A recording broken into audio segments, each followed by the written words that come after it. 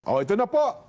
Kami po ni Nelson tumanggap po ng bilin bilang mga kaanib po sa Iglesia ni Cristo at sa atin hong mga kababayan.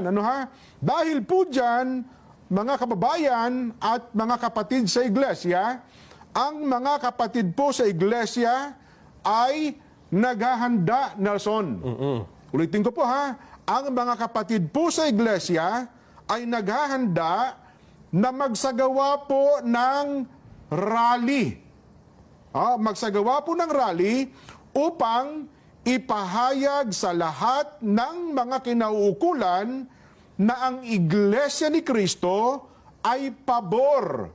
Pabor po sa opinyon ng Pangulong Bongbong Marcos na hindi sumang-ayon sa isinusulong ng ilang sektor na impeachment. Dahil maraming problema ang ating bansa na dapat pong unahin ng ating pamahalaan.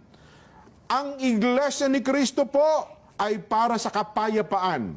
Ayaw namin, ayaw po natin sa anumang uri ng kaguluhan na manggagaling sa kanino mang panig.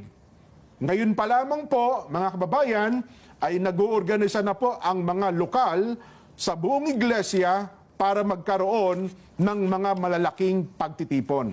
Nason, para ipakita po at ipahayag, ito pong binabanggit namin na pabor kami sa opinyon ng Pangulong Bongbong Marcos na no to impeachment. Dahil ang daming ang problema ng bansa, hindi ba? Ang dapat po nating unahin, ang problema ng bansa na mas malaki. Yes. Hindi po ang impeachment. At dapat maintindihan nyo rin na ito ay para sa kapayapaan.